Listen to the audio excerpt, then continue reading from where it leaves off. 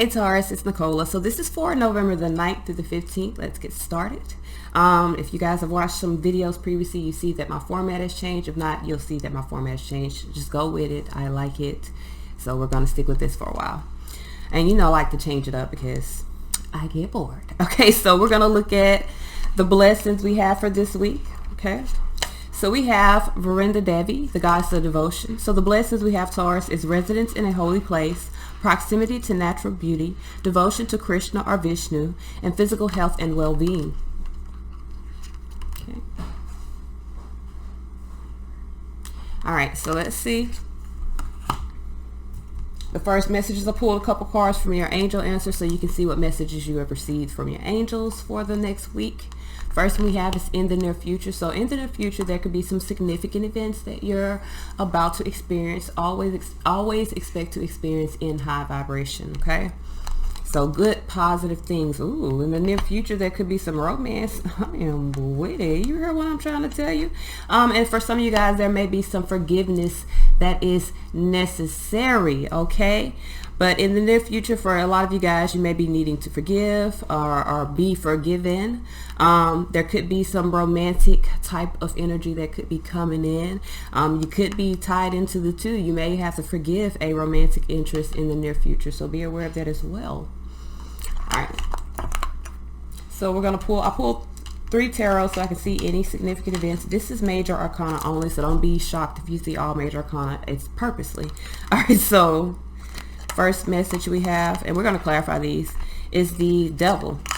So Capricorn energy here could be dealing with some fears. Could be, when I see devil can definitely represent toxic behavior. It can represent toxic situations. It can represent fear, shame, guilt, any of the negative vibrations that keep you tied to 3D types of energies. But this is also something that you have the power to overcome. All right, so we have the Hermit here, Virgo energy here. Okay, so for Virgo energy, for some of you guys, you could be in a space of having some fear going down a path, maybe fear of the dark here. So it's almost like, you know how when you're little, and when I was little, I don't give a fuck how nobody feel about it. I was afraid of the dark. I was afraid because there was a lot of shit happening to me, man. Like, you know, I'm really in tune. Like, this is my life for real, for real. This ain't no bullshit. So when I was a child, and even up until so I was about 25, I was afraid of the dark. I was afraid of being in the dark. I was afraid of being without the lights on. Even now, sometimes I do be afraid to be in the dark. I ain't gonna lie to you. So you know how when you're small, you're afraid to be in the dark because everything's blind, like you don't know what's going on. I feel like this is a metaphorical dark here. You could be in the dark about something. You could be in, like, you're on a path, but there's some things that could be hidden to you. So there's a lot of fear that could be associated with you going down this path.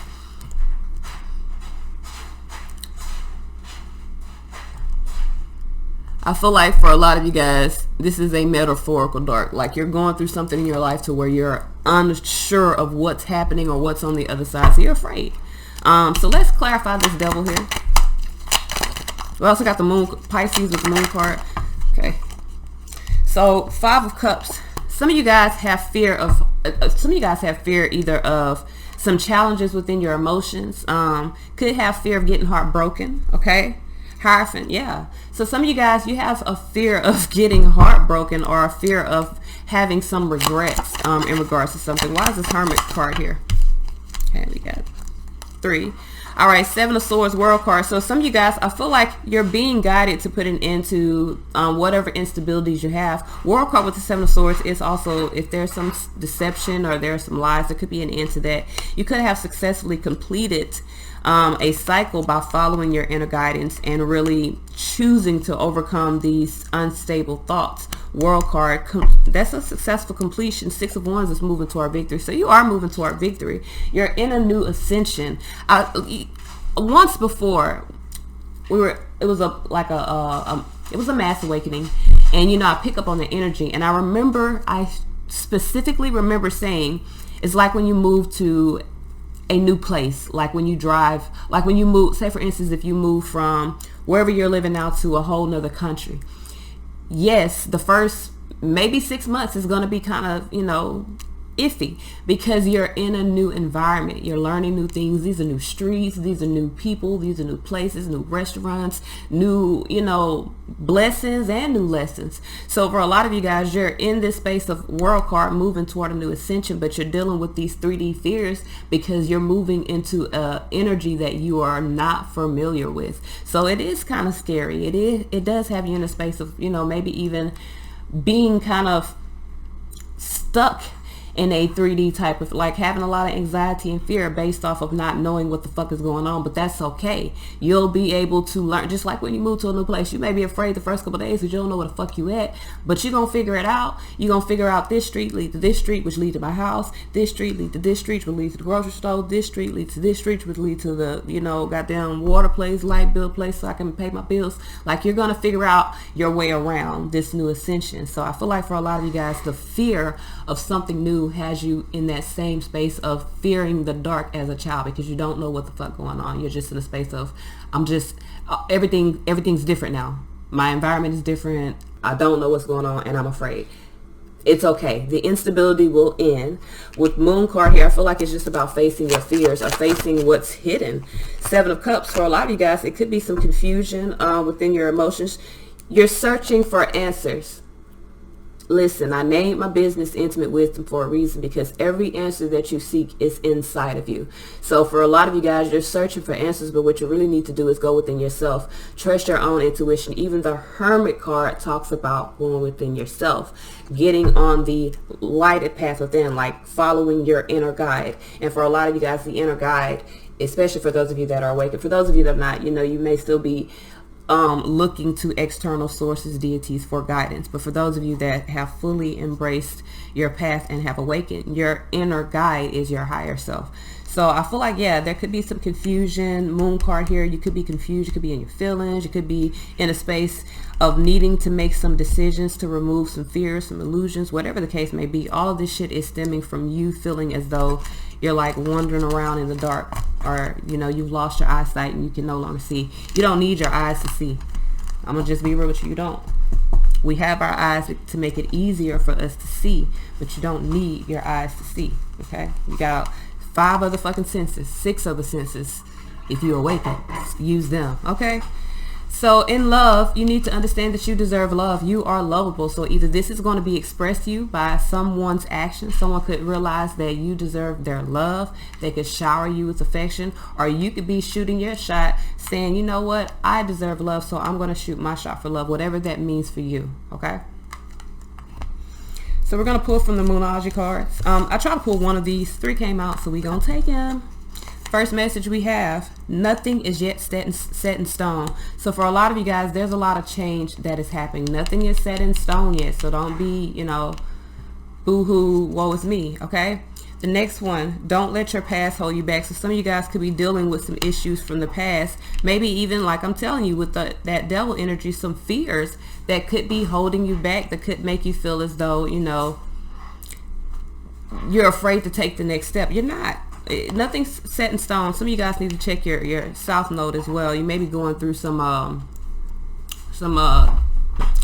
lessons right now. And look, adjustments are required. So for some of you guys, some adjustments are required within the situation. And I feel like that's why you're in the space of having these 3D types of energies, because what you're expecting may not be unraveling the way that you thought, because there are some adjustments that are required in order for it to flow the way that it needs to flow. So some of you guys may be in the dark right now, needing to have patience while things fall into alignment, whether this is something that you need to do or something that is happening on the external view. And it says 3rd quarter moon, so you really ain't got that much to go for game over. Look, trust. It says transformation occurs through acceptance. Once you accept the current situation, it will automatically transform. I'm trying to tell you. So there's definitely some transformation that is occurring. Like I said, you might not know what the fuck going on. You might be, wandering around in the dark. There may be some things that you feel like are being hidden from you. You need to trust this transformation by accepting whatever you got dealing with as it is, Even if you don't understand, just trust that everything's going to work out in your favor. And that's literally what I tell myself when I don't know what's going on, or when I get in my anxiety. Sometimes I don't. Sometimes I really freak the fuck out, and because I'm fucking human. But when I talk to myself and I, ground myself and bring myself down, I literally tell myself, no matter what the fuck is happening at this moment, things always work out in your favor. So chill the fuck out. And I say that, and then I move on. I let it go. I try to distract myself, try to do something else, not allow myself to be overcome by my anxieties. So the first message we have is the father. So some of you guys could be dealing with a father figure, your own father, maybe someone else's father, maybe if you have children, your children's father. Okay, we have the one. So maybe the father is the one. No. The hunter. Well, no. Give me some new babies, All right. So we have the father. Let's read what we have for this. Oh, Lord, y'all. Give me a second. I got to get my book. Shit. I was hoping that I wouldn't do that, but I did that. Because I'm clumsy. I'm sorry, Pebbles. She's sitting on the back of my chair. Y'all, and I'm sorry. She's sitting up here on the edge, fucking with me. Stop it, girl. You really gonna hold on to my shirt? All right, you fall. That's on you, honey. And yes, I'll be talking to her like that. We argue and everything. All right. So the father, alongside the mother, the father resides in the central axis of the archetypal family. The father embodies both light and dark aspects of the masculine. Thus, he is infinitely dynamic and complex. His energy is strong and regal, embodying such virtues as honesty, wisdom. So this could also be your divine counterpart if you are a feminine energy. All right. His energy is strong and regal, embodying such virtues such as honesty, wisdom, and loyalty. Yet, ironically and simultaneously, the father is often absent, literally or emotionally. Through absence or action, this father eventually reveals that he is neither king nor God, but a human being with many flaws and wounds. He is both the guardian and the one who leaves us to the wolves.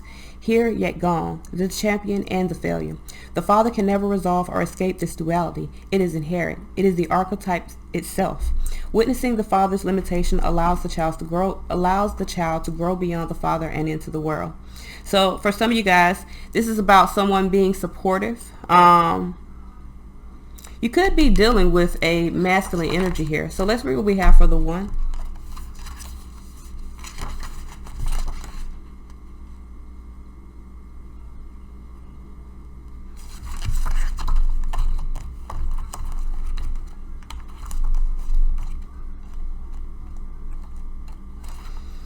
Our ability to experience this archetype firsthand is limited. It comes in brief and potent moments that are left to savor for a lifetime. The one is both the energy that unites all living beings and our capacity to sense the intimate union. This archetype excludes us most of our lives, appearing as a concept in a distant galaxy. Yet when we are in the midst of its power, a solemn reverence falls across the land. We glimpse ourselves into the vastness of all consciousness and are neither small nor large within that field.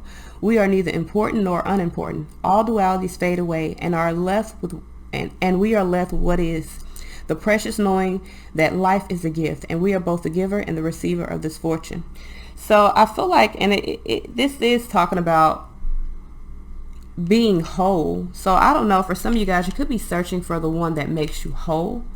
You need to re-identify why you are, because no one makes you whole. People add to you, yes, in essence, but they don't make you whole. You're a whole being before anyone comes into your life. So let's read what we have for the hunter. And the hunter does talk about searching for things. 79 here. Now someone could be searching for you, maybe feeling as though you make them whole. Be careful of that, because like I just said, no one has the capability of making another person whole.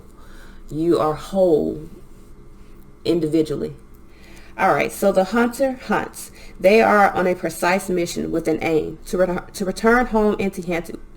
To return home empty-handed would be to fail, which is not an option in the hunter's eye. This archetype will journey far and wide, seeking the prize that calls to its heart or stomach. Tales of bravery and feats of strength often result, creating a life full of adventure. The hunter is skillful, quick, and decisive, and results-oriented. Like the great hunt like the great hunting goddess Artemis, who carries her quiver upon her back. The hunter typically has a weapon of choice. When this card appears, it is critical that you ask 3 questions. What am I hunting? Why am I hunting it? And is the weapon I hold so tightly in my grip truly needed for this task at hand? So I do feel like someone is focused, and it is almost like a metaphorical hunt. Someone is searching for either the one, or someone is searching for, someone could be searching for their father in the one. And you need to be aware of that. I don't know how many of you guys really want to, marry your father. So, they say women search for men that resemble their father. Not resemble like as in look, but act like their father. I personally don't want to marry a man that acts like my father. Yeah. That's all I have. Until next time.